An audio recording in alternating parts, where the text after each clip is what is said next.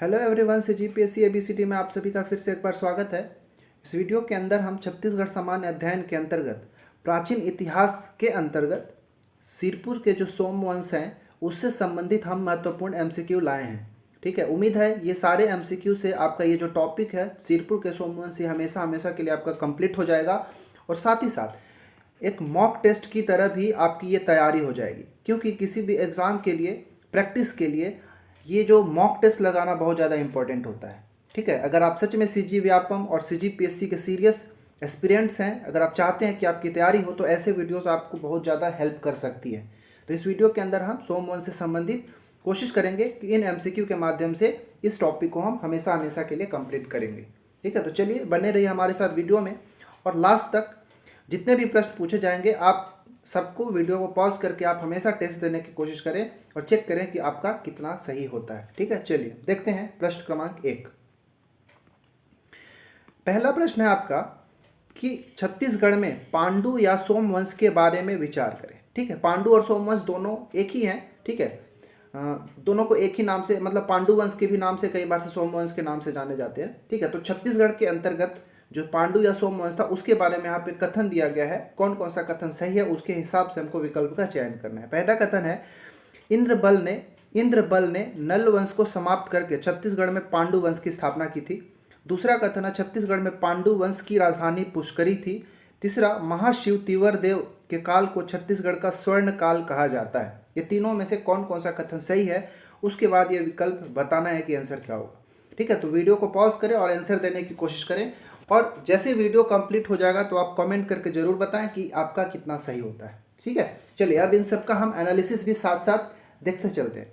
देखिए, छत्तीसगढ़ के अंदर पांडु या सोमवंश का जो अगर कार्यकाल आपसे पूछ दे, जो 6वीं से लेके 7वीं शताब्दी तक, ठीक है, 6वीं से लेके 7वीं शताब्दी तक इनका जो शासनकाल देखने को छत्तीसगढ़ के अंदर मिलता है।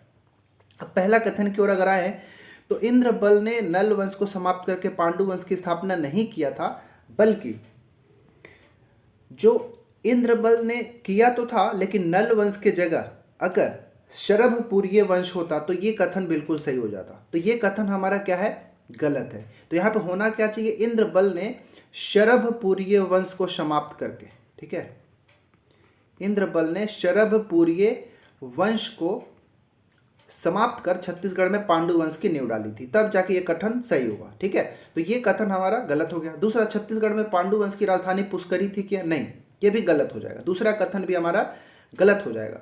छत्तीसगढ़ में जो पांडु वंश था इसकी राजधानी पुष्करी नहीं थी, बल्कि कहाँ थी, सिरपुर थी। ठीक है, सिरपुर, इसी को सिरपुर को पहले चित्रांगदपुर कहा जाता था, चित्रांगदपुर। ठीक है, एक्चुअली जो अभी हम क्या स्टडी कर रहे हैं, सिरपुर के पांडु वंश या सोमवंश का स्टडी कर रहे हैं। ठीक है, तो यहाँ पे क्या कथन होगा, छत्तीसगढ़ में पांडु वंश की जो राजधानी थी पुष्करी नहीं होके कहाँ थी, सिरपुर या चित्रांगदपुर थी। ये जो पुष्करी जो थी, पुष्करी या फिर कोरापुट कह लीजिए, ये जो नल वंशियों की राजधानी थी। ठीक है, ये जो था वो किसका, नल वंश की राजधानी पुष्करी थी। ठीक है, याद रखिएगा। तीसरा है महाशिव तिवर देव के काल को स्वर्ण काल कहा जाता है, ये भी गलत है। महाशिव तिवर देव का जो कार्यकाल था उसको छत्तीसगढ़ का उत्कर्ष काल कहा जाता है। ठीक है, छत्तीसगढ़ का उत्कर्ष काल। और अगर पूछ दे कि किसके काल को स्वर्ण काल कहा जाता है, तो जो महाशिवगुप्त बालार्जुन थे, ठीक है, महाशिवगुप्त बालार्जुन, ठीक है, इनके कार्यकाल को छत्तीसगढ़ का स्वर्ण काल कहा जाता है। लेकिन महाशिव तिवर देव का जो कार्यकाल था उसको उत्कर्ष काल, छत्तीसगढ़ का उत्कर्ष काल के नाम से जाना जाता है। ठीक है, तो यहाँ पे देखेंगे तो 1, 2, 3 तीनों में से कोई भी कथन सही नहीं हुआ, इसीलिए हमारा ऑप्शन नंबर डी बिल्कुल सही हो जाएगा। उम्मीद है आपको ये समझ में आया होगा। इस प्रकार इस प्रश्न का सही आंसर हो जाएगा ऑप्शन नंबर डी। किसका किसका सही हुआ कमेंट करें और काउंट करते चलेंगे किसका किसका सही हुआ। देखिए, छत्तीसगढ़ में अगर पूछ दे कि छत्तीसगढ़ में मंदिरों के निर्माण का काल किसको कहा जाता है, तो पांडु या सोमवंश के काल को कहा जाता है। ठीक है, मंदिर निर्माण का काल। ठीक है, कुछ और भी देखेंगे तो जो पांडु वंशीय शासक जो थे वो परम भागवत की उपाधि धारण करते थे। सामान्यतः परम भागवत की उपाधि धारण करते थे ये पांडु वंशीय शासक। लेकिन कई ऐसे शासक हैं जो कुछ और भी उपाधि धारण करते थे।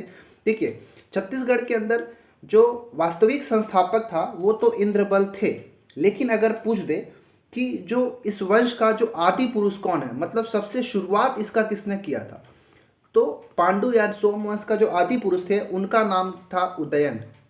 ठीक है, एक कालिंजर शिलालेख है, ठीक है, उस कालिंजर शिलालेख से ये वर्णन मिलता है, जानकारियां मिलती है कि जो उदयन थे इस पांडु वंश या सोमवंश के आदि पुरुष थे, लेकिन छत्तीसगढ़ में इसके संस्थापक इंद्रबल थे। ठीक है, तो ये एनालिसिस उम्मीद है आपको अच्छा लगा होगा और आपका रिवीजन हुआ होगा। चलिए दूसरा प्रश्न अब देखते हैं। दूसरा प्रश्न आपके लिए कि सिरपुर के पांडु या सोमवंश के शासक ताम्रपत्रों में सामान्यतः किस लिपि का प्रयोग करते थे? ब्राह्मी लिपि, पेटिका शीर्ष लिपि, देवनागरी लिपि या फिर किलाक्षर लिपि? ठीक है, बहुत अच्छा प्रश्न है, इंपॉर्टेंट प्रश्न है, एग्जाम में आपसे पूछा जा सकता है। देखिए यहाँ पे जितने भी प्रश्न हैं मैं खुद तैयार किया हूँ। ठीक है, तो आप देखिएगा कि आपका कितना सही हो रहा है। ठीक है, अगर आपकी पढ़ाई अच्छे से की होगी आपने तो यहाँ से जरूर अच्छे से प्रश्न बनेंगे। ठीक है, तो सिरपुर के पांडु या सोमवंश के शासक ताम्रपत्रों में किस तरह के लिपि का प्रयोग करते थे? तो इसका आंसर है ऑप्शन नंबर बी सही होगा। ठीक है, तो देखिए जो इस वंश के, जो सोमवंश के, जो या पांडु वंश के जो शासक थे सिरपुर के, वो जब ताम्रपत्रों में, ठीक है यहाँ पे ध्यान रखिएगा क्या बोल रहा हूँ, ताम्रपत्रों में वो पेटिका शीर्ष लिपि का प्रयोग करते थे, इसीलिए ऑप्शन नंबर जो बी है सही है। लेकिन अगर शिलालेखों में पूछ दे तो शिलालेखों के अंदर वो किलाक्षर लिपि का प्रयोग करते थे। ठीक है, याद रखिएगा, ताम्रपत्रों में पेटिका शीर्ष लिपि का प्रयोग करते थे और किलाक्षर लिपि का प्रयोग शिलालेखों में किया जाता था, याद रखिएगा। क्योंकि ये जो पांडु सोमवंशी जनरली इन्हीं दो लिपियों का प्रयोग करते थे, पेटिका शीर्ष लिपि और किलाक्षर लिपि। ठीक है, तो ताम्रपत्र में पेटिका शीर्ष लिपि और शिलालेखों में किलाक्षर लिपि का प्रयोग करते थे, इसका आंसर ये हो जाएगा। ठीक है, और जैसे जो हमारा हिंदी है, संस्कृत है, वो देवनागरी लिपि के अंतर्गत आता है। चलिए तीसरा प्रश्न। तीसरा प्रश्न बताना है कि निम्नलिखित में से असुमेलित विकल्प क्या है? देखिए इस पांडुवंशी जितने भी शासक हैं उन सबका कहीं ना कहीं से ताम्रपत्र या फिर शिलालेख मिलता है जिससे उनकी जानकारियां प्राप्त होती है। तो यहाँ पे वही लेफ्ट साइड में अभिलेख या शिलालेख दिया है और राइट साइड में उससे संबंधित शासक जिससे इन सबका वर्णन मिलता है दिया है। तो हमको यहाँ पे असुमेलित बताना है कि कौन सा अभिलेख या शिलालेख उनसे संबंधित शासकों से सुमेलित नहीं है। ठीक है, देखिए भांदक शिलालेख भवदेव रणकेशरी, कौवा ताल शिलालेख इंद्रबल, कालिंजर शिलालेख महाशिवगुप्त बालार्जुन या फिर राजिम शिलालेख महाशिवगुप्त तिवर्देव, कौन सा इसमें सही नहीं है, असुमेलित है? ठीक है, आपको बताना है। ठीक है, तो right answer option number C, Kalinjar शिलालेख महाशिवगुप्त बालार्जुन से संबंधित नहीं है। ये जो कालिंजर का शिलालेख है, मैंने शुरू में बताया कि जो इनके आदि पुरुष थे उदयन, उनका वर्णन जो है इस कालिंजर शिलालेख से मिलता है। ठीक है, महाशिवगुप्त बालार्जुन का अगर देखा जाए तो सिरपुर से जो अभिलेख प्राप्त हुआ है, ठीक है, सिरपुर के जो अभिलेख है उससे महाशिवगुप्त बालार्जुन का जानकारी मिलता है, वर्णन मिलता है। बाकी ये भांदक शिलालेख से भवदेव रणकेशरी का वर्णन मिलता है, कौवा ताल शिलालेख से इंद्रबल का जानकारी मिलता है और राजिम शिलालेख से महाशिव तिवरदेव की जानकारी मिलती है। तो ये इनसे संबंधित है, आपको याद रखना है। जो इंद्रबल हैं इनका तो एक कौवा ताल शिलालेख से जानकारी तो मिलती है, साथ साथ खरौद की एक शिलालेख है वहां से भी इनकी जानकारी देखने को मिलता है। ठीक है, इस खरौद शिलालेख से ईशान देव का भी वर्णन मिलता है। ठीक है, ईशान देव का भी वर्णन जो है इस खरौद शिलालेख से मिलता है। और महाशिव तिवरदेव जो है ये, इनका जानकारी राजिम शिलालेख से तो मिला ही, साथ ही साथ बालोद का एक शिलालेख से भी इनकी जानकारी मिलती है। तो जो कुछ भी यहाँ पे मैं बता रहा हूँ प्लीज़ आपको उसको नोट डाउन करेंगे। अगर आप पहले से भी पता है भूल गए तो आपका रिवीजन साथ साथ हो जाएगा। और एक चीज़ याद रखिएगा कि जो सिरपुर का जो शिलालेख है, ठीक है, सिरपुर का जो अभिलेख है इससे, ठीक है, सिरपुर का अभिलेख जो है उससे चंद्रगुप्त का भी जानकारी मिलता है। चंद्रगुप्त के साथ साथ हर्षगुप्त, महाशिवगुप्त बालार्जुन, ठीक है, इन तीनों का भी जानकारी सिरपुर के अभिलेख से प्राप्त होता है। ठीक है, तो इसको आप बहुत अच्छे से एक जगह नोट डाउन करेंगे और रिवीजन करेंगे। ठीक है, चलिए चौथा प्रश्न है आपके लिए कि छत्तीसगढ़ के पांडुवंशी शासकों ने किसने परम वैष्णव की उपाधि धारण की थी? महाशिव तीवरदेव, नन्नराज द्वितीय, इंद्रबल या फिर महाशिवगुप्त पलार्जुन? बहुत अच्छा प्रश्न है, इंपॉर्टेंट प्रश्न है। इस तरह के प्रश्न पूछे जाते हैं, ठीक है, पूछा भी गया पहले पिछले बार। छत्तीसगढ़ के पांडु वंशीय शासकों में से किसने परम वैष्णव की उपाधि धारण की थी? इसका आंसर है ऑप्शन नंबर ए, महाशिव तीवरदेव जो थे, तिवारदेव नहीं, तीवरदेव, ठीक है। महाशिव तीवरदेव ने ही परम वैष्णव की उपाधि धारण की थी, ठीक है, परम वैष्णव की उपाधि धारण की थी। और साथ ही साथ इन्होंने, जो महाशिव तीवरदेव हैं, परम वैष्णव की उपाधि तो धारण किया ही था, इन्होंने साथ ही साथ सकल कोसलाधिपति की उपाधि धारण किया था। सकल कोसलाधिपति और कोसलाधिपति दोनों ही लिख लीजिएगा, कोसलाधिपति, ये तीन उपाधि जो है महाशिव तीवरदेव ने धारण किया था, ठीक है। अगर ये जो नन्नराज द्वितीय है, ठीक है, इन्होंने कौशल मंडलाधिपति की उपाधि धारण किया था, कौशल मंडलाधिपति का उपाधि धारण किया था, ठीक है। और जो महाशिवगुप्त बालार्जुन है, इन्होंने परम महेश्वर, ठीक है, परम महेश्वर की उपाधि इन्होंने धारण किया था। उम्मीद है आपको ये सब समझ में आ गया होगा, ठीक है। चलिए अब हम पांचवा प्रश्न अब का देखते हैं। पांचवा प्रश्न आपके लिए कि छत्तीसगढ़ में पांडु वंशीय शासक के वास्तविक संस्थापक इंद्रबल के बारे में असत्य कथन क्या है? ठीक है, इंद्रबल के बारे में जानकारी पूछी गई। यहाँ तो कंफर्म है इतना कि जो छत्तीसगढ़ में पांडु वंशीय शासक जो वास्तविक संस्थापक है वो इंद्रबल थे, ठीक है। अब इनके बारे में कथनों को हम पढ़ते हैं। इसने शरभपुरीय वंश के अंतिम शासक प्रवर राज द्वितीय की हत्या करके पांडु वंश की नींव डाली थी या फिर स्थापना की थी। दूसरा, इसने शरभपुरीय राजकुमारी लोक प्रकाशा से विवाह किया था। तीसरा, इसने खरौद के लक्ष्मणेश्वर मंदिर का निर्माण कराया था। और चौथा, खरौद शहर इंद्रबल ने ही बसाया था। ये चारों में से असत्य कथन की हमको पहचान करना है, ठीक है। देखिए अब पहले बारी बारी कथन को हम एनालाइज करते हैं। पहला है, इसने शरभपुरीय वंशीय शासक के अंतिम शासक प्रवर राज द्वितीय की हत्या करके पांडु वंश की नींव डाली थी। बिल्कुल सही है ये कथन, ठीक है। देखिए तो ये कथन हमारा सही है। देखिए जो इंद्रबल थे, ये शुरुआत में प्रारंभ में जो शरभपुरीय शासक थे, शरभपुरीय शासक सुदेवराज, नाम याद रखिएगा, कौन सा? तो शरभपुरीय शासक सुदेवराज जो थे, इनको इंद्रबल को सर्वाधिकाराधिकर्ता का उपाधि दिया था। और उनके यहाँ ही ये थे, सुदेवराज के दरबार में ही कह लीजिए या सुदेवराज के शासन में ही जो प्रवर राज इंद्रबल थे, वो क्या थे, कौन से पद पे थे, तो मैं यहाँ पे लिख देता हूँ, सर्वाधिकाराधिकर्ता, ठीक है। अर्थात जो इंद्रबल थे, शरभपुरीय शासक सुदेवराज के यहाँ सर्वाधिकाराधिकर्ता थे, ठीक है, ठीक है। लेकिन ये करते क्या हैं कि जो इस शरभपुरीय वंश के अंतिम शासक थे प्रवर राज द्वितीय, उनकी हत्या करके सिरपुर में उन्होंने पांडु वंश की नींव डालते हैं। तो ये कथन जो है बिल्कुल सही है, ठीक है, याद रखिएगा। दूसरा है, इसने शरभपुरीय राजकुमारी लोक प्रकाशा से विवाह किया था। ये कथन भी सही है, ठीक है। इन्होंने क्या किया था, जो शरभपुरीय राजकुमारी थी लोक प्रकाशा, उनसे ये जो इंद्रबल है वो विवाह करते हैं, ठीक है। और विवाह इनसे करने के बाद इनके 4 पुत्र होते हैं, ठीक है। मतलब क्या, इंद्रबल और लोक प्रकाशा से 4 पुत्र होते हैं। चारों पुत्रों का नाम एक बार आप लिख सकते हैं। पहले जो थे उनका नाम था नन्नराज प्रथम, ठीक है। दूसरे का नाम था सूरबल, तीसरे का नाम ईशान देव, ठीक है, ये दूसरे हो गए। ये तीसरे जो थे ईशान देव, और जो चौथे थे वो भवदेव रणकेशरी,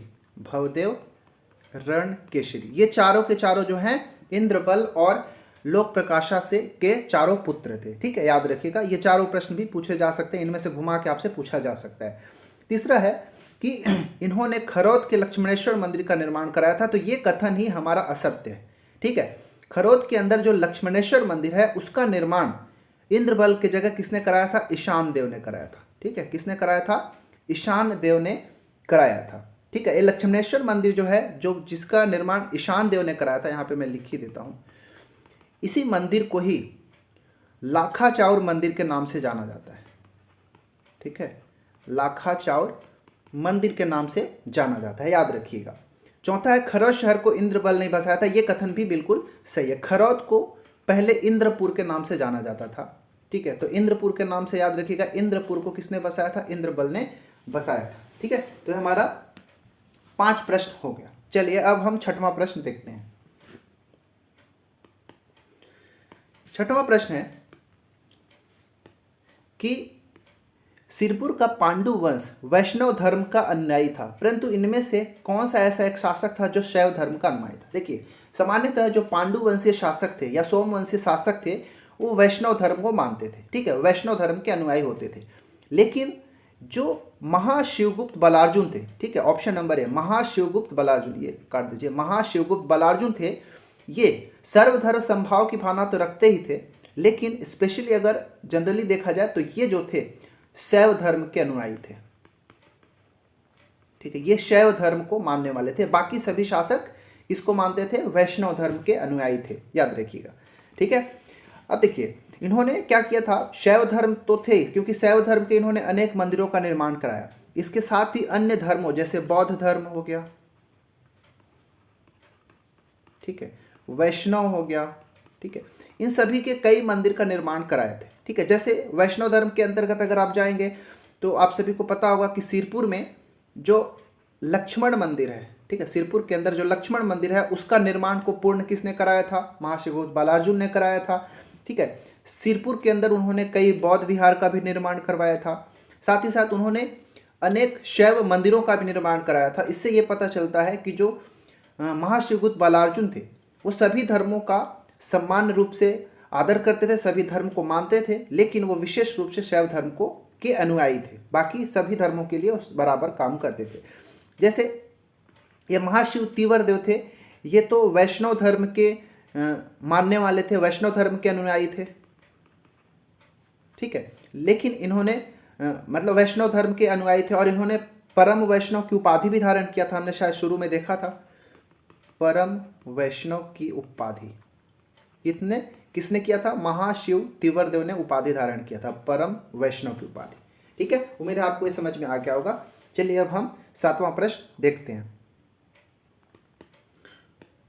7वां प्रश्न है कि सिरपुर में पांडुवंशी शासक नंदराज द्वितीय की मृत्यु के बाद या फिर के पश्चात कौन शासक बना? अच्छा प्रश्न है, इंपॉर्टेंट प्रश्न है, यहाँ पे आप कंफ्यूज हो सकते हैं। क्या है? सिरपुर के पांडुवंशी शासक जो नंदराज द्वितीय थे उनके मृत्यु के बाद कौन शासक बना? हर्षगुप्त, चंद्रगुप्त, महाशिवगुप्त बलार्जुन और भवदेव रणकेशरी, कौन बनता है? ठीक है, तो आप इसको ध्यान से समझने की कोशिश करिएगा। मैं यहाँ पे स्टोरी क्या है वो बताता हूँ। देखिए इसका आंसर जो ऑप्शन नंबर बी चंद्रगुप्त है। अब इसका स्टोरी समझिएगा। देखिए हमने देखा कि जो इंद्रबल थे और साथ ही साथ लोक प्रकाशा, इन दोनों का विवाह हुआ। इन दोनों के विवाह से 4 पुत्र हुए। चारों पुत्र में जो नंदराज प्रथम थे सबसे बड़े थे। ठीक है, नंदराज प्रथम सबसे बड़े थे। ठीक है, अब क्या करते हैं, ये जो नंदराज प्रथम है इनका कोई संतान नहीं होता है। ठीक है, शुरुआत में इनके कोई संतान नहीं हो रहा था, जिसके कारण इन्होंने क्या किया, महाशिव तीवर देव जो थे, ठीक है, महाशिव तीवर देव, इनको ये नंदराज प्रथम गोद लेते हैं। ठीक है, गोद लेते हैं किसको? महाशिव तीवर देव को। ये उनके खुद के बेटे नहीं होते, गोद लिए हुए रहते हैं। लेकिन बाद में इनका एक पुत्र होता है जिसका नाम चंद्रगुप्त रख दिया जाता है। ठीक है, महाशिव तीवर देव के बाद इनका जो पुत्र हुआ, ठीक है, जिसका नाम होता है नंदराज द्वितीय। ठीक है, नंदराज द्वितीय, ये जो है निसंतान ही इसकी मृत्यु हो जाती है। ठीक है, नंदराज द्वितीय की निसंतान ही मृत्यु हो जाती है। जब निसंतान मृत्यु हो जाती है, बहुत कम समय तक इनका शासनकाल रहता है, तब इनके मृत्यु के बाद क्या किया जाता है, इनके जो चाचा हुए, कौन? चंद्रगुप्त। ठीक है, क्योंकि ये किसके? महाशिव तीवर देव के भाई हो गए ना ये चंद्रगुप्त। अब इनके मृत्यु के बाद इनके जो चाचा हुए, या फिर कह लीजिए महाशिव तीवर देव का जो भाई चंद्रगुप्त हुआ, वो नंदराज द्वितीय के बाद शासन संभालते हैं। तो इसका आंसर ऑप्शन नंबर बी बिल्कुल सही हो जाएगा। ठीक है, तो चंद्रगुप्त के बाद फिर अगर चंद्रगुप्त के बाद कौन शासन में आएगा, तो हर्षगुप्त आते हैं। ठीक है, जो कि महाशिवगुप्त बालार्जुन के पिताजी हैं। हर्षगुप्त के बाद फिर महाशिवगुप्त बालार्जुन आ जाएंगे। महाशिवगुप्त बालार्जुन। ठीक है, उम्मीद है इसका आंसर आपको समझ में आ गया और इसका स्टोरी आपको समझ में आया होगा। चलिए आठवां प्रश्न। आठवां प्रश्न आपके लिए कि किस पांडुवंशीय शासक ने अपनी मुद्रा पर गरुड़ उत्कीर्ण कराया था? महाशिव तिवरदेव, महाशिवगुप्त बालार्जुन, हर्षगुप्त या फिर इंद्रबल? किसने कराया था? ठीक है, बताइए। देखिए, महाशिव तिवरदेव जो हैं इन्होंने अपनी मुद्रा पर गरुड़ उत्कीर्ण कराया था। ठीक है, याद रखें, अपनी जो राज मुद्रा थी उस पर गरुड़ उत्कीर्ण किसने कराया था? महाशिव तिवरदेव ने कराया था। ठीक है, देखिए जो महाशिव तिवरदेव जो है इनके 3 ताम्रपत्र प्राप्त होते हैं, याद रखिएगा। ये तीनों ताम्रपत्रों का नाम याद रखिएगा कहाँ कहाँ से। तो एक हो गया राजिम से, दूसरा बालोद से प्राप्त हुआ है और तीसरा बोंडा से। ठीक है, इन तीनों जगहों से इनका ताम्रपत्र प्राप्त होता है। ये तीनों ताम्रपत्रों से जो महाशिव तिवरदेव हैं उनकी पराक्रम का पता चलता है। साथ ही साथ ये पता चलता है कि उन्होंने ब्राह्मणों को ग्राम दान दिया था। ठीक है, ब्राह्मणों को ग्राम दान दिया था। किसने? महाशिव तिवरदेव ने। इन्होंने, हमने देखा भी था कि पिछले, इन्होंने महाकोसलाधिपति की उपाधि धारण किया है, कोसलाधिपति का उपाधि धारण किया है, क्योंकि इन्होंने अपने पराक्रम से आसपास के बहुत दूर इलाकों तक, सुदूर इलाकों तक इन्होंने अपने कब्जे में कर लिया था। अपने शासन का, अपने जो राज्य था उसका विस्तार किया था। ठीक है, तो इन सब का इन तीनों ताम्रपत्रों के अंदर इनके पराक्रम का वर्णन मिलता है। ठीक है, चलिए नौवां प्रश्न। नौवां प्रश्न है कि किस पांडुवंशीय शासक ने स्वयं को योग्य पिता का योग्य पुत्र कहा है? ठीक है, योग्य पिता का योग्य पुत्र कहा है। हर्षगुप्त, महाशिवगुप्त बालार्जुन, महाशिव तिवरदेव और ननराज द्वितीय? किसने कहा था? ठीक है, तो देखिए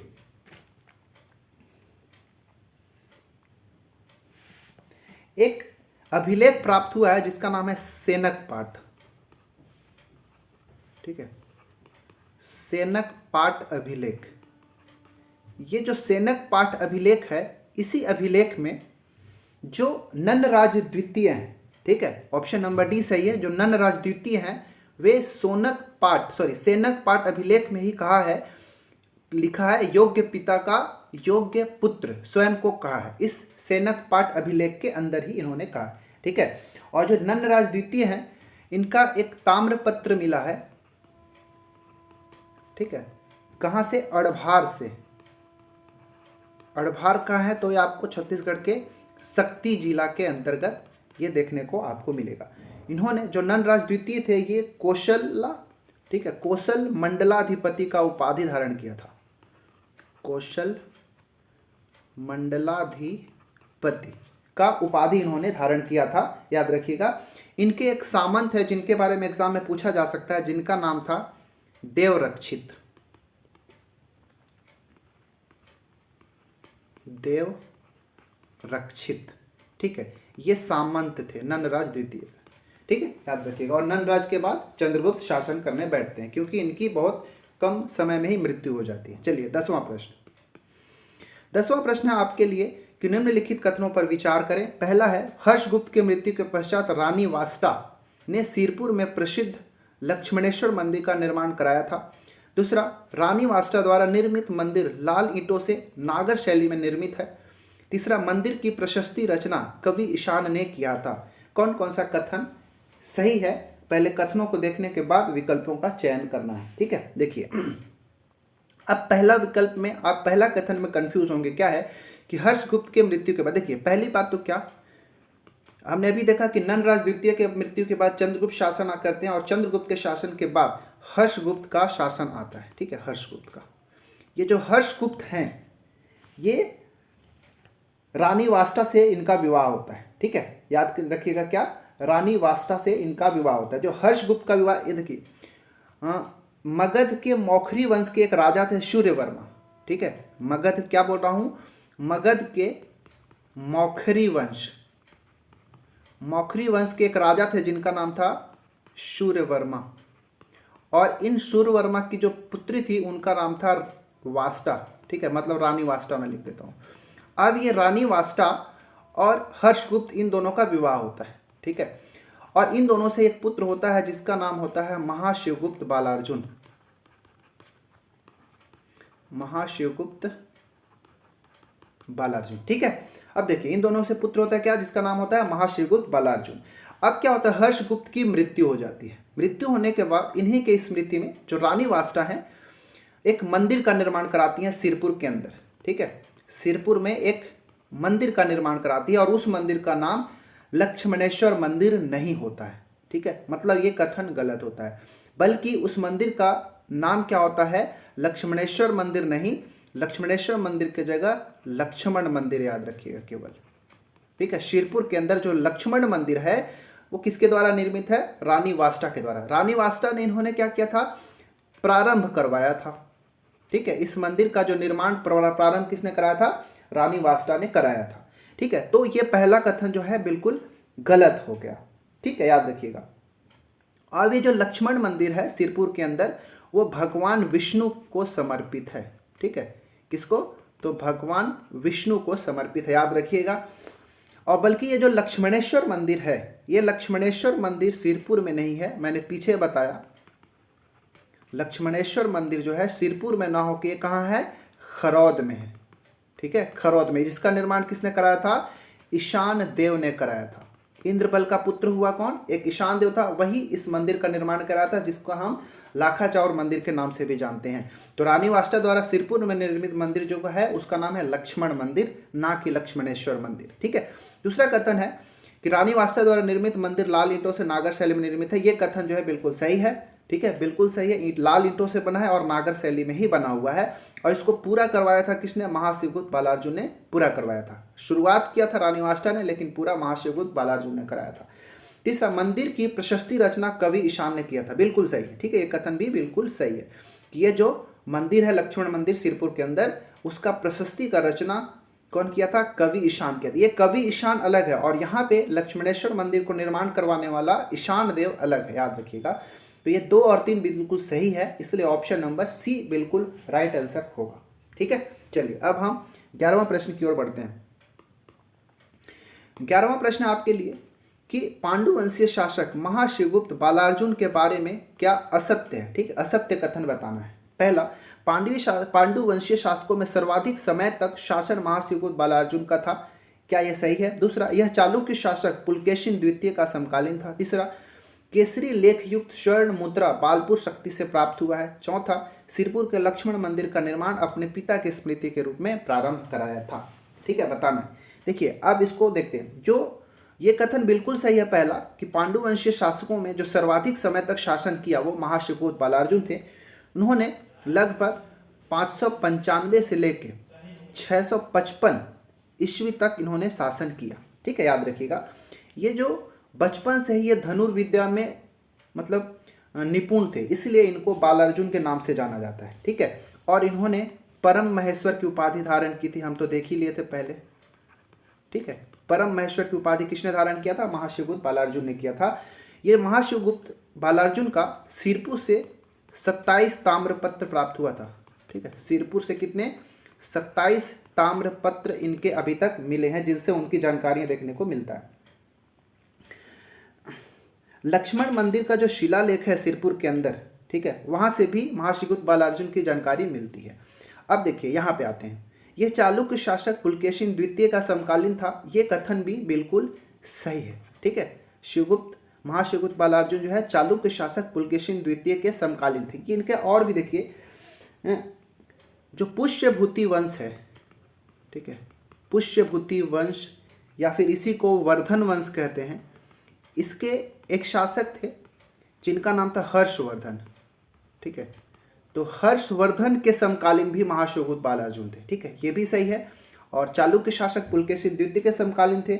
और एक नल वंशीय शासक था जिसका नाम था विलासतुंग। ठीक है, नल वंशीय शासक, नल वंश का हमने पीछे चैप्टर कवर किया है, तो वहां पे आप देख सकते हैं अगर नहीं देखे तो।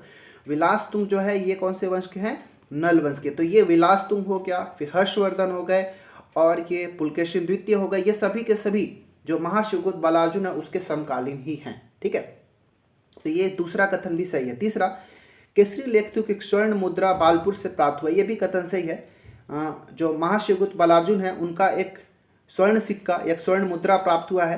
कहाँ से, बालपुर शक्ति से, जिस पर केसरी लिखा हुआ है। ठीक है, याद रखिए क्या लिखा हुआ है, केसरी लिखा हुआ है और साथ ही साथ उसमें गज लक्ष्मी के स्थान पर वृषभ और त्रिशूल बना हुआ है। क्या बना हुआ है? वृषभ और त्रिशूल। इसी से हम ये कह सकते हैं कि ये शैव धर्म के अनुयायी थे, क्योंकि इनके सिक्के पे क्या मिला है? वृषभ जैसे नंदी बैल जो है, ठीक है, और त्रिशूल ये सब भगवान शिव से संबंधित है। तो हम क्या कह सकते हैं कि महाशिवगुप्त बालार्जुन जो है शैव धर्म के अनुयायी थे। ये इनके सिक्के पर मिला हुआ है। चौथा, सिरपुर के लक्ष्मण मंदिर का निर्माण अपने पिता के स्मृति स्वरूप प्रारंभ कराया था। तो ये वाला कथन ही हमारा असत्य है और यही हमारा आंसर होगा, क्योंकि जो लक्ष्मण मंदिर है उसका निर्माण रानी वाष्टा के द्वारा कराया गया था प्रारंभ। ठीक है, रानी वाष्टा ने प्रारंभ किया था, जबकि उसका पूर्ण किसने करवाया था? महाशिवगुप्त बालार्जुन ने कराया था। ठीक है, चलिए अब हम अगला प्रश्न देखते हैं। 12वां प्रश्न है कि सिद्धेश्वर महादेव मंदिर पल्लारी का निर्माण किसके शासनकाल में हुआ था? ठीक है, अच्छा प्रश्न है।